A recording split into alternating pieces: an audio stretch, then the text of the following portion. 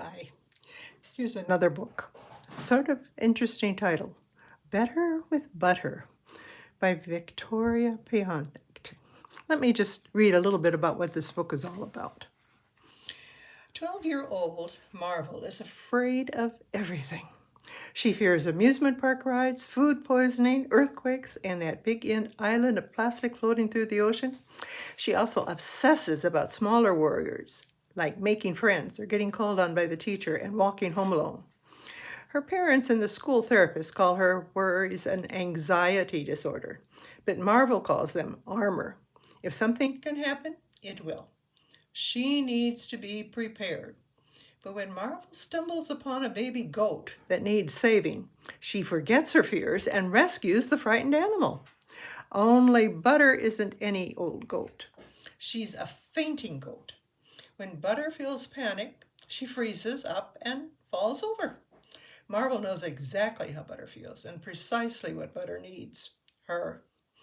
Soon the two are inseparable, and Butter thrives under Marvel's support. But Butter also helps Marvel. Everything is easier for her with Butter by her side, and Marvel starts to imagine a life in which she doesn't have to be so afraid. Until she's told she might have to give up Butter forever. Will Marvel find a way to keep her friend, or will she revert back to the anxious, lonely person she used to be? I'll just start you out on the first chapter, where she meets Butter. It's not easy being a coward. In fact, it takes a lot of work to be afraid of everything. I have to always be on alert for things that might happen, impending doom, catastrophes like terminal illness, food poisoning, global warming, famine, earthquakes. I live near San Francisco, rising sea levels, species extinction, and the big island of plastic floating through this ocean. I know how I sound, but spend 5 seconds on the internet and it's all right there. For every tragic event I mention, there's a story to prove it could happen or is happening. That floating plastic island is real. My parents say I'm too young for all these worries, but I can't help it. My mind just goes there. It whirls like one of those miserable spinning rides in amusement parks. And it's a ride I would never go on because all that turning could trigger incurable vertigo, whipping up every possible tragic outcome. Mom and Dad and the school therapist call my worries an anxiety disorder, but I call them armor. I mean, if something can happen, it will. That's what Murphy's Law is all about. Google it. It's terrifying. I want to be prepared. Even when I'm not thinking of global world-ending tragedies, I'm thinking of small worries, me, centrifugal concerns. Things like friends not having any, or having too many, or losing the one I think I have. Tests, especially math. Flunking 6th grade. Getting called on by the teacher, classroom presentations, or way worse, whole school presentations, public humiliation for all kinds, unwanted crushes, wrong answers, tripping, falling, let your imagination run wild. I do. The school therapist says I have a generalized anxiety disorder. That means I'm a free-range worrier, like an organic chicken. I basically worry just to worry. I'm supposed to work on it. Do deep breathing exercises, practice mindfulness, journal, make fast-paced charts, and logically explore my fears. But honestly, I'm afraid to. I might discover more things to worry about. It's like my mind leapfrogs from one stomach-dropping terror to the next. Though right now, I'm most concerned about my famous California presentation.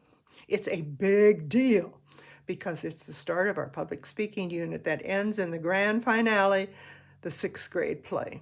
A huge show-stopping extravaganza that everyone at school, plus parents, grandparents, brothers and sisters, and probably distant relatives, show up to see. They even record it and upload it to the internet, where it can be viewed over and over and over again until the end of time. Can you imagine anything worse? Just thinking about it makes my insides squirm. And trust me, I've been thinking about it a lot, like every single second. But that horror is 6 weeks away. Today, I'm supposed to get up on the auditorium stage and pretend to be a famous Californian. That's why I'm currently wearing a costume in the car as Mom drives me to school. Later today, I'll march onto the stage with the rest of my class and stand frozen until the spotlight, a gigantic flashlight wielded by my teacher, hits me. When it does, that's my signal to perform the speech. I wrote and memorized solo with the whole school watching. Everyone in my grade had to pick someone and participate. I chose Grandma Prisby, an old lady who built a village out of recycled garbage in the 70s before cycling was cool. So I figured no one would care enough about my Californian to really pay attention to me. If you've ever sat crisscross applesauce through a school presentation, you know how much mind wandering happens during the boring parts. My goal is to be so mind-numbingly dull that I'm practically invisible. My costume is a baggy sweater, old jeans, and a gray wig. Not exactly an attention grabber. Grandma Prisby's actually pretty cool once you read about her, but I know I won't get the same oohs and ahs and head-snapping attention as Addie Lucas. She chose Mrs. Fields, and I got special permission to pass out homemade chocolate chip cookies. Mom turns into the school driveway and queues up behind the long row of cars. As Mom and I inch along in the car line, I rethink my original plan to survive this awful day. I thought I could handle it if I picked someone boring and forgettable. Cue Grandma Prisby. Now I think I shouldn't even go. My stomach has been hurting since we left the house, and I am practically positive I have a fever. I don't feel so well. I let my voice sound groggy and weak. Mom gives me the look of suspicion. We both have hard hazel eyes, but hers are lighter than mine because she's older and her pigmentation is flaking away. In very rare cases, this causes blindness. Mom assures me this is not happening to her. I hope she's right. You were fine 5 minutes ago. I wasn't. I didn't mention it because today is a big day, but I think I have a fever. Mom puts her hand on my forehead. Definitely not a fever. I imagine standing on stage while everyone stares at me and my stomach rolls. I feel queasy. Mom hits the brakes as the car in front of her stops to unload. It's a minivan with a billion kids of different ages. My school, Bayside Academy, is of the K-8 variety, so siblings get stuck together for years. Mom uses the downtime to pull her brown hair into a ponytail and slaps sunscreen on her arms. She's a landscape designer.